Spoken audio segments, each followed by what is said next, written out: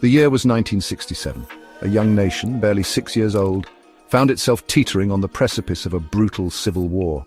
Nigeria, a tapestry woven from diverse ethnicities, religions and cultures, was about to be ripped apart by the seams of its own creation. The spectre of violence, long simmering beneath the surface of post-colonial optimism, finally erupted, engulfing the nation in a conflagration that would forever scar its soul.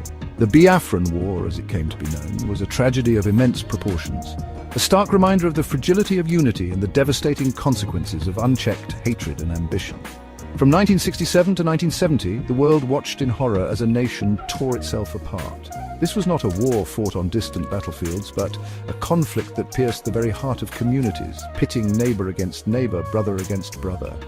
The seeds of this discord were sown long before the first shot was fired, deeply rooted in the complex web of ethnic tensions that characterized post-colonial Nigeria.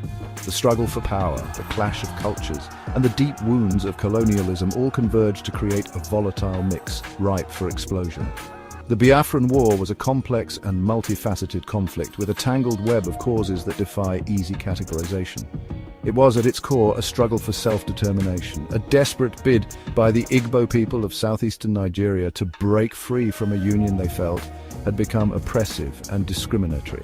The Igbo, a proud and industrious people, had long felt marginalized within the Nigerian Federation, their economic and political aspirations stifled by what they perceived as a systematic campaign of discrimination and violence.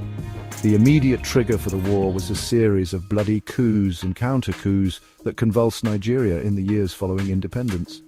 These upheavals, often characterized by ethnic violence and reprisals, shattered the fragile trust that had bound the nation together, paving the way for secession and, ultimately, war. The leaders of the newly independent Nigeria had hoped to forge a unified nation from its diverse peoples, but the reality proved far more challenging.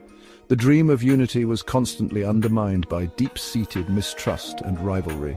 As the war raged on, the human cost became staggering. Families were torn apart and entire communities were decimated. The humanitarian crisis that ensued, particularly the famine in Biafra, drew international attention and condemnation.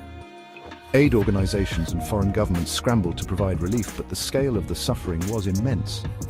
The impact of the conflict on Nigeria's children and future generations was profound, leaving scars that would take decades to heal.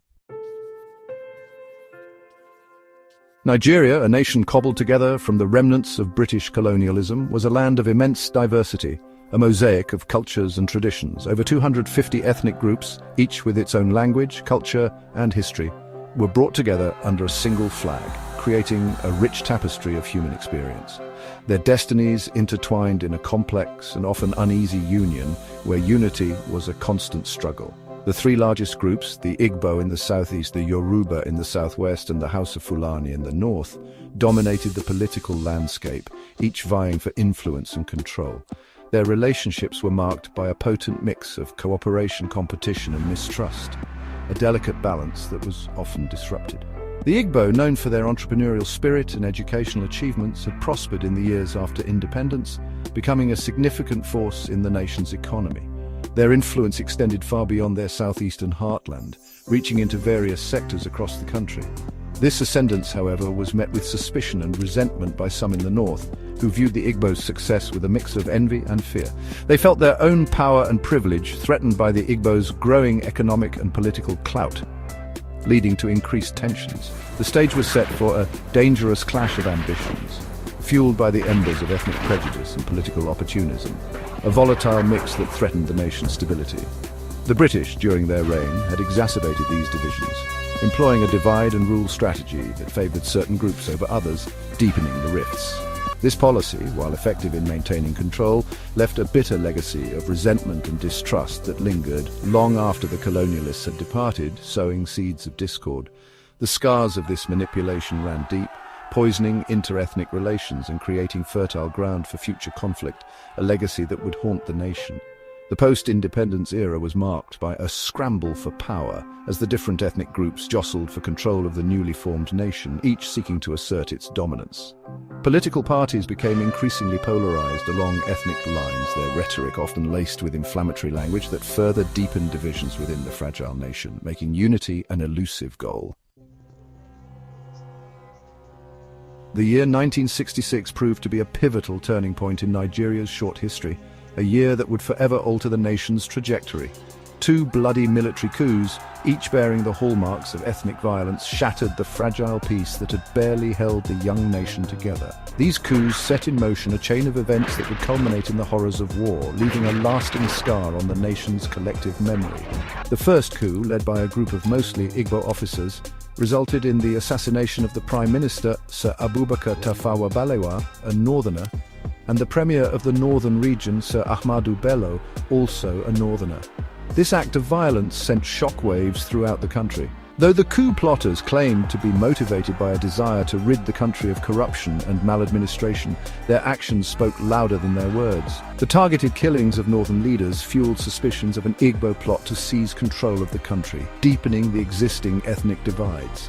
Anti-Igbo sentiments soared in the north, leading to reprisal killings and widespread violence against Igbo communities residing in northern cities. The situation rapidly spiraled out of control. The second coup, orchestrated by a group of northern officers, further inflamed ethnic tensions, pushing the nation closer to the brink of collapse. General Johnson Aguiyi Ironsi, an Igbo who had assumed power after the first coup, was assassinated, a move that only served to exacerbate the already volatile situation. Widespread violence against Igbos in the north ensued, with countless lives lost and communities torn apart. Hundreds of thousands of Igbos fled to their southeastern homeland, carrying with them tales of horror and a burning desire for self-preservation. The exodus was a desperate bid for safety. In the face of escalating violence and a perceived threat to their very existence, the Igbo, led by Lieutenant Colonel Chukwuemeka Odumegwu Ojukwu, the military governor of the eastern region, opted for secession. This decision was seen as the only viable path to survival. On May 30th, 1967, Ojukwu declared the independence of the Republic of Biafra, comprising the southeastern states with a predominantly Igbo population. This bold declaration was a direct challenge to the Nigerian state. This declaration marked the beginning of a bloody civil war that would drag on for nearly 3 years, leaving a legacy of pain and division that would take generations to heal. As the conflict dragged on, the humanitarian crisis deepened. The blockade imposed by the Nigerian government led to widespread famine, leaving millions of civilians in desperate need of food and medical supplies. International aid organizations struggled to deliver assistance, often facing significant obstacles. The world watched in horror as the images of starving children and devastated communities emerged. This period highlighted the devastating impact of war on innocent lives and the urgent need for humanitarian intervention.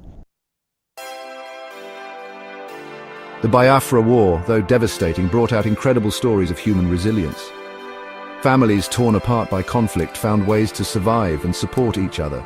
Communities banded together, sharing the little they had to ensure no one was left behind. Amidst the chaos, acts of kindness and bravery shone through, reminding us of the enduring spirit of humanity. Biafra may have been defeated, but its memory lives on. The struggle for independence and the sacrifices made have left an indelible mark on the hearts of many. The stories of those who fought and those who suffered continue to be told, ensuring that the legacy of Biafra remains alive. It's a testament to the resilience and determination of a people who refuse to be forgotten. The legacy of Biafra is complex and multifaceted. It serves as a powerful reminder of the consequences of war and the importance of striving for peace.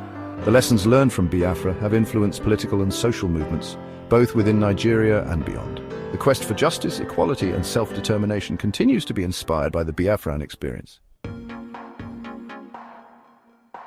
And from the abyss of the Biafra War, there are profound lessons to be learned. The importance of dialogue over conflict, the need for understanding and empathy, and the value of unity and diversity. As we reflect on this dark chapter of history, we are reminded of the imperative to build a world where such tragedies are not repeated. The Biafra War teaches us that even in the darkest times, hope and resilience can light the way forward.